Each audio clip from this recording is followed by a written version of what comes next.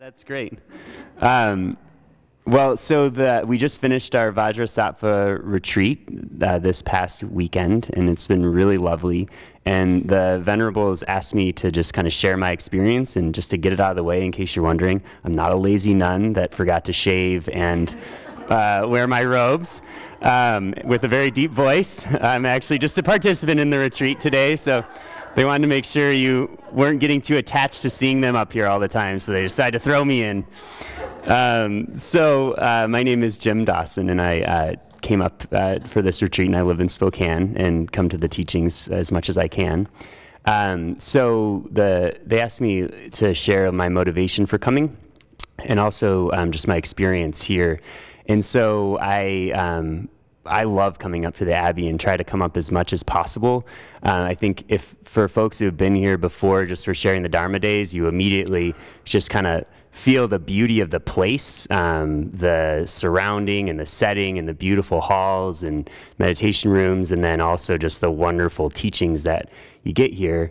And then if you've never been for longer than one day, though, you're kind of missing out on this whole other experience, which is we get to share in the daily routine of the nuns, which is just really a special opportunity and something that really helps me in my practice. And I find that the structure of the life here is so beneficial, from the silence at night through the afternoon, the regular schedule of practice, both group and individual, and then just not having to think that much about what we're going to do throughout the day, because you kind of already know. And so the experience of being here for more than just a day really kind of allows me to kind of dissolve away a lot of the extra mental chatter that so much of my life has, in having to make all these decisions all the time. Like, what restaurant are we going to go to? Or, what project am I going to work on at my house this weekend? Or,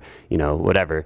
And so after 24 or 36 hours of being here, I experienced that dissolving away, and it really allowing me to become a lot go deeper in my practice, and also reflect in ways that is harder to do when there's so much mental chatter. And then the other part of it is the community. So not just the teachings, but the example of the people who are here really inspire me to be more mindful, from seeing everyone bowing at every statue in the hall, to being inspired by the other participants, whether they're venerables or not. Like this last night, I was particularly inspired to see 5 men between 23 and 50 sitting around a table at 9 o'clock at night, not talking about sports, women, or boy toys, and instead sitting in silence, reading Dharma books really happily together, which, you just don't really find anywhere else in the world, right? So that, is just a constant inspiration while you're here, or for me, to be more mindful and to be more disciplined in my practice. And so coming up to the Abbey for this particular retreat, Vajrasattva, which is all about purification, at the end of the year, I thought was just a really beautiful way to start, to end 2014 and start 2015, because I kind of recognized just feeling weighted down by emotional and mental habits, and not kind of having the joy and enthusiasm that I really want to bring into my work, into my life, into my practice. And so felt like it would just be a really great thing to be able to do and to be here for that. And so I'd never done a Vajrasattva retreat. It's part of my practice, but it never has been a big focus in an extended way. And so it really got me to think a lot more about what purification really is, and how it really serves me in my life. And I guess what I kind of came up with is that purification is really an opportunity to let go and to prioritize, and that it's not really an external thing, but it's more of an internal thing, and giving me the space to really think about, what are the mental habits and physical habits and actions that really have brought me a lot of suffering or carry a lot of weight in my life, and can I recognize those, put them out in front of me, and then actually just let them go and not cling on to them. Because I find that a lot of my emotional and mental suffering is actually from the clinging, not necessarily the actual thing that happened or the actual thing that I do. And that part of that clinging actually is an attachment to doing it again. So I'm more likely to do it again the more that I cling on to that as part of my identity or not. And so in the process of doing the purifications over the last couple of days, just really kind of recognizing how much weight that I carry around as emotional and mental baggage, and that this was really an opportunity to really open up that suitcase and sort through it and toss out those really hard bricks that you hit every time you're walking, up against your leg, or that really are weighing you down, and really letting that go as well. And so it's been a really beautiful, beautiful experience. One of the kind of magical moments, so with Vajrasattva, you're visualizing light and nectar pouring into your crown as white light and filling up your whole body.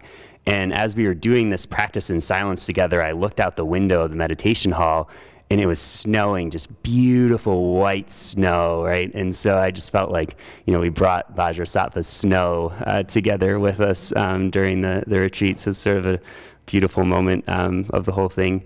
And so it's been really amazing. And a couple of the things that I'm really excited about bringing forward from this experience into my life is in recognizing how much routine is actually really important for me, to try to simplify my life from the perspective of routines, and so that I don't have to spend as much time thinking about what am I going to do at this free chunk of time, which is kind of a big distraction for me, and trying to map that out a little bit more and a little bit more intentionally as well is one of the things that I'm kind of taking from this. And then the other one is just really trying to combat fear with joy. So anytime that I notice I'm coming from a place of kind of subtle ego-based fear, I wouldn't say it's like a really dramatic thing, but it's there and it weighs me down, that recognizing how much that holds me back and trying to combat that with joy. And that it's a kind of recognizing it as this delusional view that doesn't do me any good. And so just trying to be more conscious of that and really directly confronting it when I feel it as much as I can, kind of moving forward into 2015. So that's kind of what I got so far out of this retreat. There's been a lot of other stirrings, so it's kind of unfair to have to reflect before it's really even over, but I'm sure I'll be reflecting about it going forward for the next several months. And I guess I just want to really invite people who haven't been to the Abbey to come up and take the time and space to sort through your emotional and mental baggage, and have the space to really sit in a different kind of place, which is this very, very special place. So thank you for having me. I really appreciate it.